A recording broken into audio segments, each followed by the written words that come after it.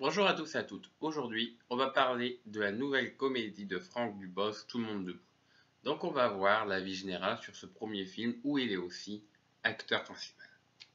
On va donc voir si ça vaut les films de handicap comme par exemple Intouchable ou encore De rouille et d'os.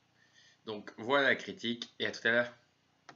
Alors Franck Dubosc signe là sa première réalisation et pour une première il a réussi la performance de ne pas se prendre les pieds dans le tapis.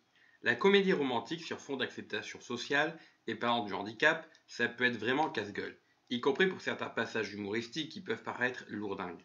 Comme il l'a expliqué lui-même lors de l'avant-première, l'idée première du film était de tordre le cou à son personnage de séducteur qu'il a construit au fil des ans, et quoi de plus simple que de le faire avec un enlissement dans une histoire de mensonge.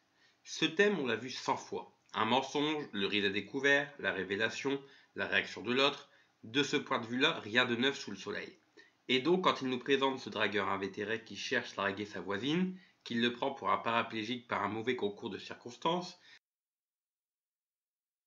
et que celle-ci lui présente sa sœur qui, elle, est handicapée, on pouvait potentiellement soupirer de banalité.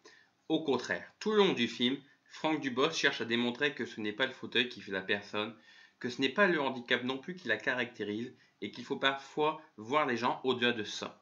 Et il y réussit le bougre. Certes, c'est parfois touchant de naïveté, parfois convenu, mais qu'importe, le message est là et il est bien porté.